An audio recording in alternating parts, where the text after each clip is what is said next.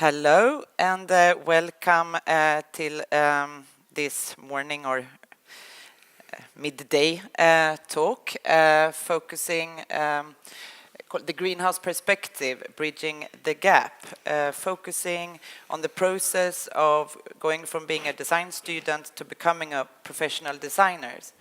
What is the expectation on a professional designer today, and how can you as a design student prepare for the professional world? What are the learnings from established designers and producers? My name is Hanna Beatrice and I'm a design writer. I'm also an editor-in-chief of a Swedish title Residence and our international title My Residence. And with me today I have a great panel of four.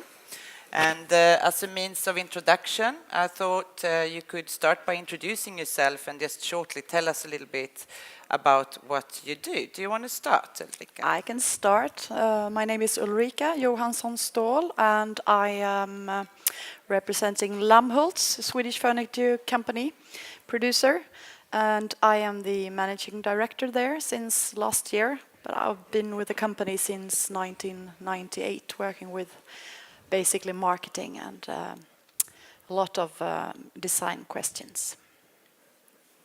Yeah, my name is Jens Fager. I run a design studio based in Sweden.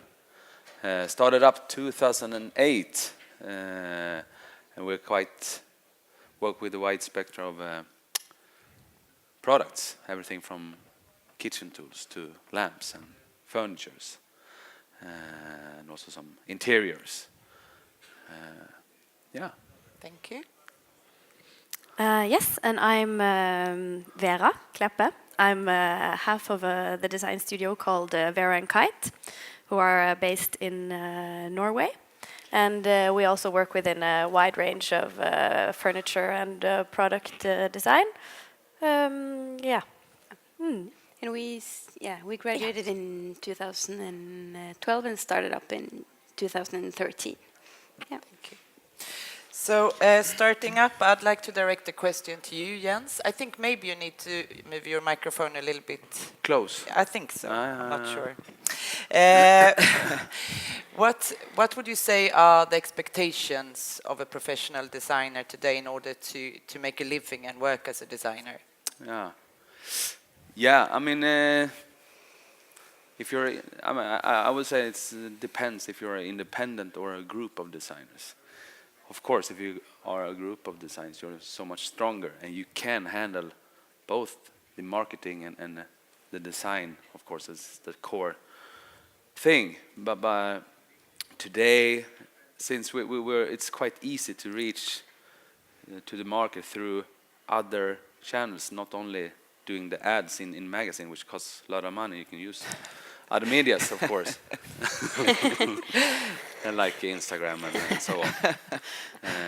But I think the designers need even deeper knowledge about the materials and production. I think that's really, really important today. But when you graduated, you had quite an unusual and quick start, reached out very quick with your graduation project, right? Sorry. Yeah. How did that affect your work? Yeah, that was a crazy start. We did this raw series we ended up at the Danish producer Muto. I wouldn't say that was the classic way of enter the professional way, but of course I was very lucky about this. But after this, it was like an explosion. Started up, both with galleries around the world, and of course with producers. So I got my first briefs from Lightning producers and so on. But I would say that start is quite unusual today. And how I mean, after such a success from the very start when you graduate, was it hard to then continue and find your design language and set up your studio, or do you think that made it all easier? Yeah, of course it was hard. 'Cause you you were in a starting phase, and the project I did at that time was quite artistic, had a strong artistic approach. So everyone, the media and yeah, everyone, not everyone of course, but in the design field, the whole world was standing watching next step. No, but of course everyone were expecting me to do kind of in the same area. So I actually wanted to show something totally different, that was more into the industrial direction and more for mass production. Yeah. Tell me about your journey from graduating till what you do today. What has been, how have you gone about in the process, setting up your studio and working together? Well, we started actually with our first collaboration and our first exhibition here in Greenhouse in Stockholm. So that was our first collaboration and products that we showed here. And that was also kind of the beginning on doing a lot of exhibitions, and that has kind of been at least our start. We did Stockholm, and then we went to London and Milan and exhibited many places. So for us, that was kind of our start to, branding ourselves and trying to say like, hello, here we are, we're Vera Kyte. Because it's a little bit unlike Jens's start, right? Who has kind of like a flying start, but it's kind of the first hurdle is almost the most difficult to come across, because there are so many young designers, and when you start, or at least when we started our studio, we didn't have like a big bank of common products, or like a branding of who are we, what can people expect, like what do you get if you work with Vera Kyte. So kind of establishing this whole first portfolio of products and testing it at fairs like this, getting feedback from the press, from the public, from meeting manufacturers, building this network. That was kind of the first thing that got kind of a snowball rolling. If you look back, what do you find has been the toughest bit? I think also that that first step was the toughest bit, like going kind of, hello, look at us, and kind of introducing and saying like what is unique, what are our skills, and trying to make some products that could showcase this, and establishing that first network towards like the professional industry, like, which is actually kind of the topic of this discussion today, which is exactly going from your student and your student network with the university and all of those, and going out into like the professional network and meeting the manufacturers and talking to the press, and kind of that first hurdle of kind of changing your mentality about, okay, now I'm a designer, now we're a design studio. Ulrika, as you were explaining, you've worked for Lammhults for a long time, but I think it was a bit before your time that Lammhults did the first collaboration with design students. Do you want to tell us a bit about how Lammhults work with design students in order to kind of get learnings and give something back to the industry? Yeah. Back in the end of the 80s, Lammhults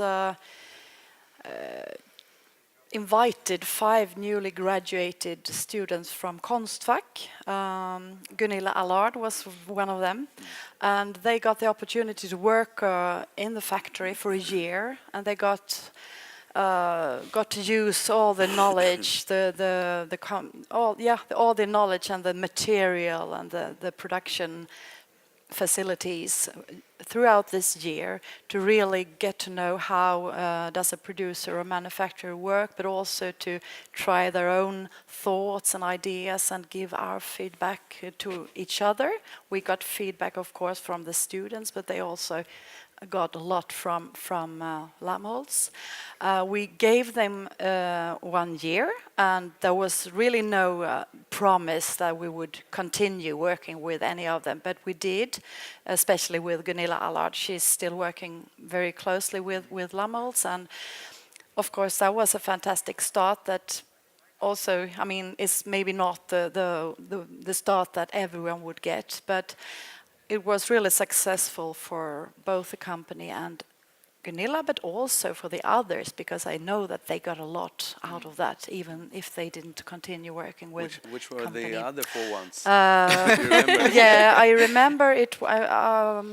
I hope they're not here because I don't think I remember all of them. But No. it was Jonas Oslund was one of them, Yeah. and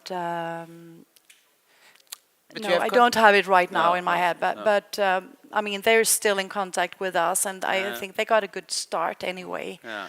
So that was a very good way of working. And then I don't think it's always possible to do that because you need to put a lot of both money and effort and time into it. But if it's possible, I think it's really fruitful for both parts. But you have continued to collaborate with design students. You recently, or a couple of years ago, did another project. We did. We invited actually 4 design schools, but 3 of them said they wanted to participate. And that was Bergen Design School, and it was Beckmans, and also Carl Malmsten Furniture Studies.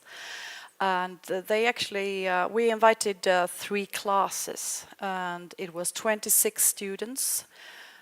We made lectures about our company, how we work with marketing, with product development, and we also gave them a brief. So they really worked with us as if it was a real design collaboration. And 2 of the schools also integrated this into their program, so it was really part of their classes.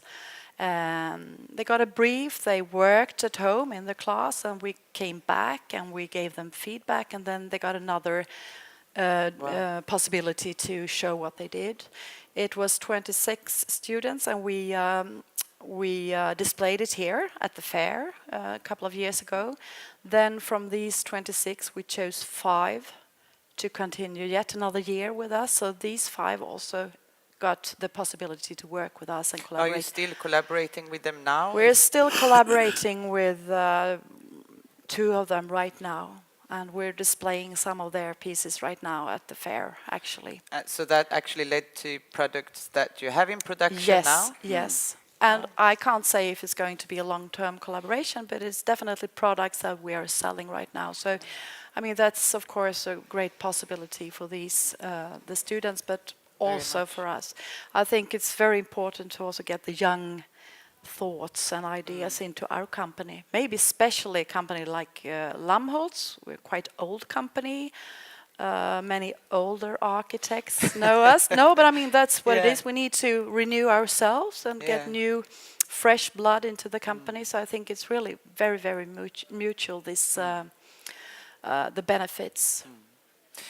Jens, since you graduated, how do you see the industry having changed? I know it's not an enormous amount of time, but the industry is changing very fast. Do you see it's a different world you graduate to today rather than when you graduated? Yeah. I mean, the biggest change would be that there's such a huge stream of media going around, circling around. It's not that, I mean, before it was more like the fairs, maybe the companies had some launches on other times, period of the year, but mostly during the fairs. And nowadays, it's like everything floating together, which makes it so much more complicated for the students as well to reach out there and really where I'm going, how can I reach the producers in the simplest way, and it's really challenging, I would say. I wouldn't say that it was easier when I graduated, but maybe more clear how to do it. Yeah, and of course the industry with the productions everywhere, and I think I mean, and of course that there are so much more design students coming out. That's the biggest challenge, I think, that we really, and I am a bit worried actually of all those design schools coming up. It's getting down in a lower. I mean, today you can kind of study design in a what to say formal. No, what to say? Not the university. I'm a step under. I mean, university. at the lower level. Yeah. And I'm not sure that I mean, when at that young level, I don't know if you really know what design is about. I mean, but you have, I mean, you have people from design schools coming to do work practice, or just graduate coming to do work practice with you, and you also been involved in Greenhouse. Do you see a difference on the students graduating? I mean, what they get with them from school and how they're influenced by the market. Yeah, I try. I mean, at my studio, I always try to have some international guys. Now, at the moment, I have a guy from US and a girl from Spain, and just because I think it's so interesting to get the cultural backgrounds mixed up, because we have so many a different perspective of life, and how we can proceed with that ideas and transfer it into products. But the biggest change would be that I can see a tendency that we're kind of losing the basics. I mean, the knowledge about the basics, the design history, the references from the past. That's kind of the main thing. It's like a painter like Mondrian. He didn't started painting with the abstract. He went through the classic school. He did painted like stillebens and croquis and so on, just to get developed to a abstract painter. And I think it's so important to have the knowledge, especially today, since it's there's an even higher flow of products coming out on the market. You need to be so much more aware of what's out there and what's have been done, so you can achieve as a designer and do something even better and develop the industry together with the producers. But when you meet students, is it something you like a thought that you always have or often have that, wow, I wish they would have taught this at school? Apart from, you know, the design history, which you mentioned, is it something that you think may be lacking in the education as well? Yeah, I mean, I think it's also depending on what school. I mean, some schools are, like I came from Konstfack. It's a very artistic-based school, which really suited me. I think it's about, but I think if you have about the knowledge as well for running, if you want to start up your company as a designer company, then you should have the knowledge how to run it as well. Kind of. You don't need to be a fully business leader, but you should have kind of a clue what's it's all about. So I would love to see, like, especially Konstfack. We got like the last week. And there's something called invoices. Now we're gonna learn you, and on the amount you're invoicing, you're putting a tax as well. It was a really, I mean, poor knowledge about this business part, which is such an important thing, because it's not a glamorous thing to do, to work as a designer. It's kind of hard work. And also reach an efficient way to work, so you can owe money out of it as well. I mean, it's not, you're just not doing it.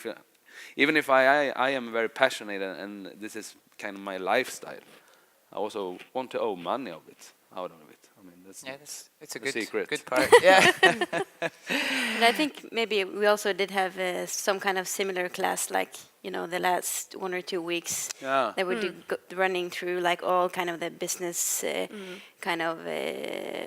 Like how to invoice or where to register your company, like and yeah, and just like maybe if you want a salary, you have to remember that you have to pay this to the government and this and this and this and multiply it up, and off you go. Yeah. Good luck. Good luck. But did you guys know when you, I mean, what were your drive and goals when you started to study design? Were you aware of the system and, you know, how royalty worked and how hard it is to you know, get into the industry, or is that something that came later? Yeah, for myself, the knowledge of the royalty system came later, because like the initial like passion and curiosity in wanting to study design came from like a personal passion and interest in like our surroundings and how the things we surround ourselves with work and are made, and the thoughts behind them, and then like learning about the industry came later on. But we studied at the university in Bergen, which is quite focused on the industrial part. Like I think it's a little bit less arts focused. It's a little bit more focused on like the industrial part of furniture making. So there we kind of got the whole introduction to how you will be working with licensing if you choose to work with manufacturers, and so we're kind of aware of this system, but not how to set up your own business. No. Yeah. But also having like we would have loved to do like projects like with Lammhults to really to get to know like how to do it, and like what is a brief, what is it to do like for real, and not this more kind of a fantasy-like brief that often the teachers are kind of real making in a up. different way. Yeah.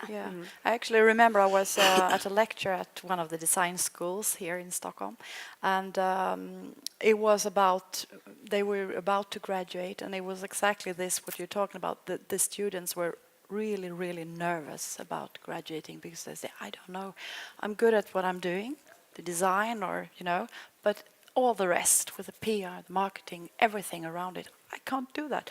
One girl was almost, I mean, it's really difficult, and I think that has changed over the years. I can't see it was really the same 20, 30 years ago, but now it's really tough. You need to be able to do all these things, and you talk about the social media, you should be there and there and there, and it's not about only being a fantastic designer, but it's a lot. But going back to Lammhults collaborations, and you were mentioning that it's not just about you giving and teaching something, but also about the learnings you receive. What have been the main learnings from your recent collaborations? Well, many learnings, of course, but one thing is the way you use the how do you sit today? I mean, there have been so many different thoughts of we want to sit, we want to lie down, or we want to do a lot of different things with our body. They've been really, how do you say, pushing us in different areas of use. Where there was one girl making a kind of stand, you should lean on, I can't explain, but I mean really pushing how you use the furniture. We don't just sit like this anymore. We want the leg over there and being, and very flexible, but also of course the expression of the products. But I think also it's great to see the young students or designers today that they have everything is. It's possible, everything is possible, and if you believe in it, you can do it. I think it's more open-minded and more very creative. But yeah, the new and fresh thoughts are really valuable. Is there anything that during these collaborations that you've thought, wow, I really wish they would have taught this in the design school, that's really missing, that they have expressed or that you've experienced?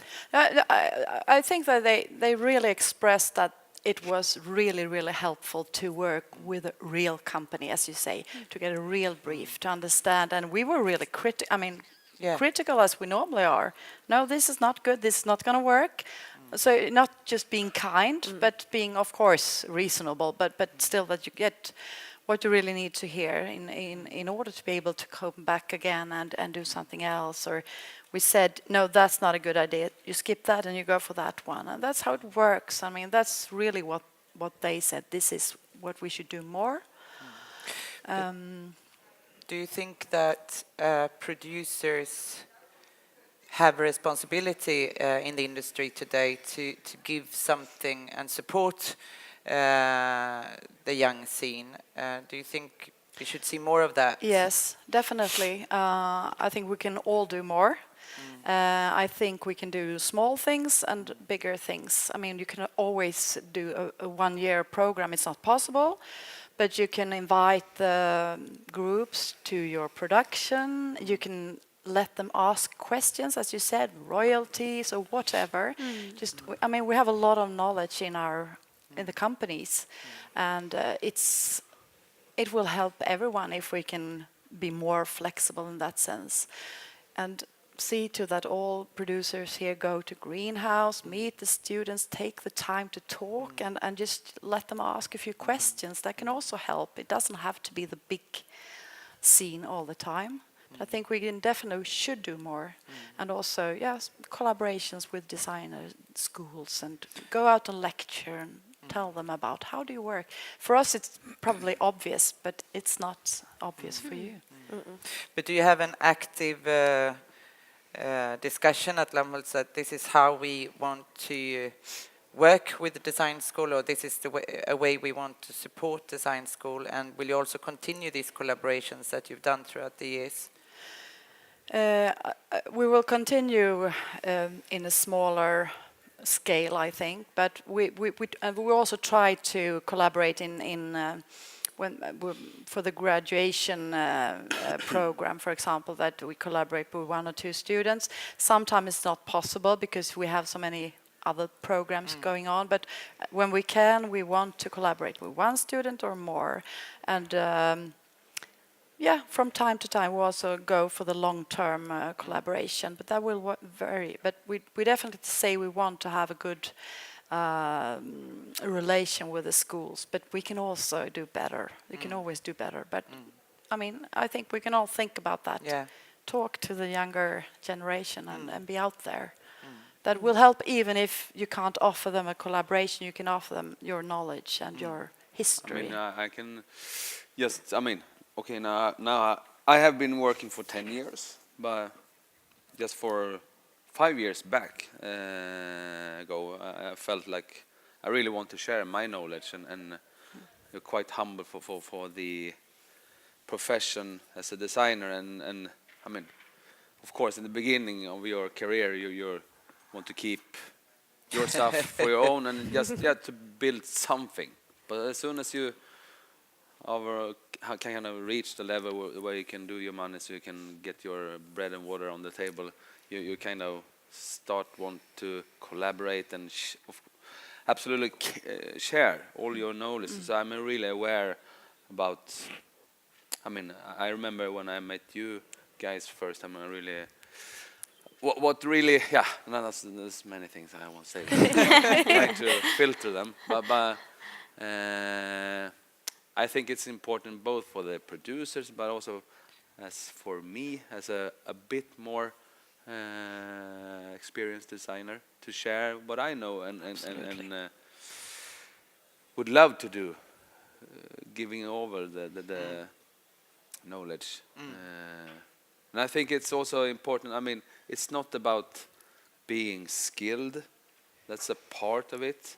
It's not only about being skilled in marketing and stuff like that, but what I liked about you, for example, of course you did great, really nice design, but it was your, I mean, like just looking at you right now, being that positive, energetic designers, and that's kind of the personality, how we work as a team when we're developing stuff together, that we have fun. If the chemistry is great, then we can achieve so much and execute so much better products together. So I think there's a lot about the chemistry as well. But you've been involved with Greenhouse, and looking at the work presented there and your involvement with it, what can you kind of read from what you see there? Yeah, I mean the most positive thing for the greenhouse we have over here this year is that we get a lot of international applicants from all over the world. It's like Hong Kong, China, Australia, Norway, Denmark, US, Egypt. I mean, from everywhere, and that's super. I think that's also says quite a lot about, in general, the fair. It's getting more and more international. But otherwise, we were quite agreed in the jury that there is actually some kind of a stream of a similarity out there.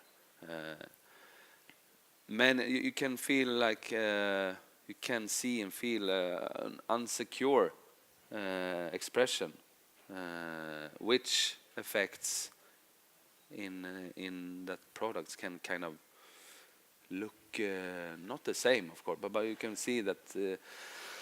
And I once again, I think that's a lot about just because we get the influences by Instagram, by blogs around the world, and it's kind of same stream we're getting injected by, and it's the normality, like the Scandinavian producers have been and are still very strong and will hopefully be very strong in the future as well.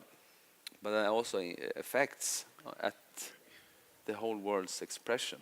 Yeah, it sounds like generalizing, but what we saw at the. But so you mean that we're seeing a bit bigger stream of kind of the same language or sameness? Same language, yeah. Which is kind of also something we see in the industry today. What do you do then? Do you talk to the students, or how do you communicate that? How can you change that? Yeah, I mean, we sometimes give feedback. We're not giving feedback to each individuals for applying for Greenhouse, but sometimes you see kind of very close, not maybe copies, but very lookalikes, and then we see it's a responsibility from our side that give them this information. You need to check this out and be aware of this, and hope that you can develop something in the other direction and stuff like that.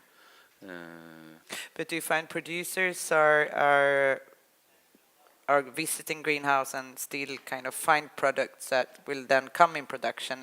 Is that happening still? Yeah, absolutely. I mean, I think I would say it's so much easier as well if you're slightly clever to stick out from this mass as well. I mean, today it's not, you don't need to stick out that much to get away from the bigger stream. But absolutely, there is so many stuff out there that can be transferred into products. Absolutely. That was actually one of your first advice to us when you. I remember also meeting you here when we were at Greenhouse showing our very first things, and that's a little bit what we were talking about, the network as well, like the fact that you were like generous and wanting to share some advice and being able to speak to you who had just kind of gone through the process a couple of years before. And I remember you said, okay, I know it's very tempting at these fairs, you want to go for the manufacturers, you want to make something that you think they'll want to make, and you said, don't do it, make something that's a personal expression from you that says like what you would like to see in the market and not what you think they want. And I think that was really good advice, and it also was really nice to hear at that point when you're maybe at your most insecure and you're thinking, oh my gosh, maybe I'm not making things that are in the right direction, or maybe I'm thinking about it wrong.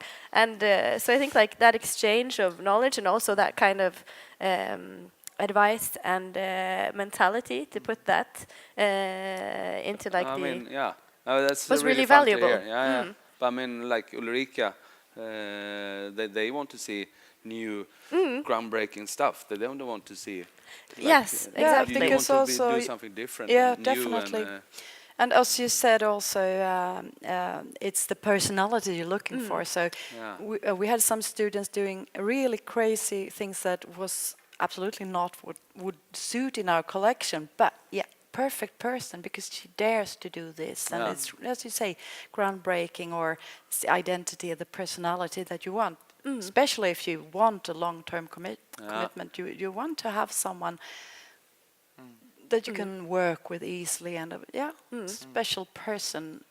There's so many clever people, but there these little things are really important. And that's why I think it's like important just like to have like discussions like this, and also to just like share that knowledge, that actually it doesn't take more than a small comment that somebody says like no, go for your, like, use your enthusiasm, do what you're doing, and then you're like okay, if Jens Fager says it, maybe it's okay. We'll do it then. It's true. It's true. But what has been your experience from graduate? I mean, your first experiences with working with producers and getting products out on the market. I know you're launching also this fair, something new. Do you want to tell us a bit about that? What your first experiences were? How was that? Yeah, well, we were also quite lucky that the last year of our master's program, both of us did a scholarship where we worked not for a year, but we worked within furnishing, like manufacturers and producer. So that was kind of our first experience seeing like from like the backstage area of manufacturing. So I think that prepared us more for like the specs of a brief, and kind of incorporating into your designs all of the kind of headaches for a manufacturer that also has to do with like logistics and materials and storage and cost and margins, and just kind of to be able to have that in the back of your head. The first time that we received like an external brief felt like a big advantage, and is also why I think it's something we would have also liked to have done more throughout our education, because we were just lucky it was just the two of us from our class, but I think everybody could have benefited from that. Yeah, and that was nice kind of baggage or luggage to take with you in like the first briefs, to have that in the communication with a new collaboration, that you didn't feel like completely green on everything. So what was your first collaboration with the producer? That was when I was... Maybe it was... I think the first thing that was launched was probably our... maybe a room divider that we showed in Salon Satellite in Milan in 2014. Yeah. And that was a really, really swift and quick process, also really nice. We made something that was an expression of what we'd like to see. And Italian manufacturer came there, loved the idea, picked it up. We worked on it back and forth, making adjustments. And the next year they launched it at Isaloni at their stand. So that was a very smooth first project. We've discussed about having your own voice and self-confidence, and also maybe more collaborations with producers early on during the studying, and also maybe to learn a bit more about the industry in school and design history. Is there something that, as a means of summarizing this talk, that you think is the best advice in all this that you would like to give to other design students from the beginning? I would start with you, Ulrika. Well, I would just invite everyone to go to the producers and talk, and don't be afraid of going to anyone. And I think we would love to help, even if it's not helping within our company, but to give our advice. And also maybe that we could, as you said, as a designer, an established designer, our designers, they would also love to tell their story. And we could also help the students with that, getting in contact with other established But do you get a lot of professionals. emails, and do you reply on emails if they contact you? Yeah. Try to. I mean, probably miss, but yes, because I think it is important, and because I can really understand how you feel when you're just started and you don't know where to go, what should I do, and if you're not that person to really, people are different, and so just to make help them taking the first steps or the first hurdle, as you said, I think that's, So the students they shouldn't be afraid of approaching us. That's what I would say. That's good. And Jens, you've been sharing a lot of advice with us already, but if you want to summarize that, would you, if your daughter would start design school, would you say, please don't do it, it's a hard, overcrowded world out there, or would you give some other advice? Yeah, no, but my thing, when I entered school or graduated from school, was I had like CKR as my mentors, and Jonas Bolin. They were like, and I just asked them, how I'm going to do this? How do I send the invoice now or then? Or how much will it cost? Actually, I contacted CKR for a year ago when we started up a collaboration with an Italian company, because they have been working with Italian companies, and I have not done that before. And I know there's another mentality in Italy, so I called them and just saw how it's working, or what's your experience. So as you say, just ask. And then something that, I mean, hard work. That's the only way to reach something. You can be intelligent and talented and skilled. Doesn't matter if you don't work hard. I remember we also got this question a couple of years ago, and then we said, be persistent and take risks. And I think at least like the take risks has maybe like driven us maybe where we to what we do today, and because you can't plan like your way, or you don't know who you're going to meet, or so maybe taking some risks and see kind of what happens if you go there or do this, and that's a good one. So open-minded and That's very good pieces of advice, and no one of you would say don't study design, so that's good. Thank you so much for sitting in this panel, and let's give the panel an applause as a thank you. Thank you. Thank you. Thank you.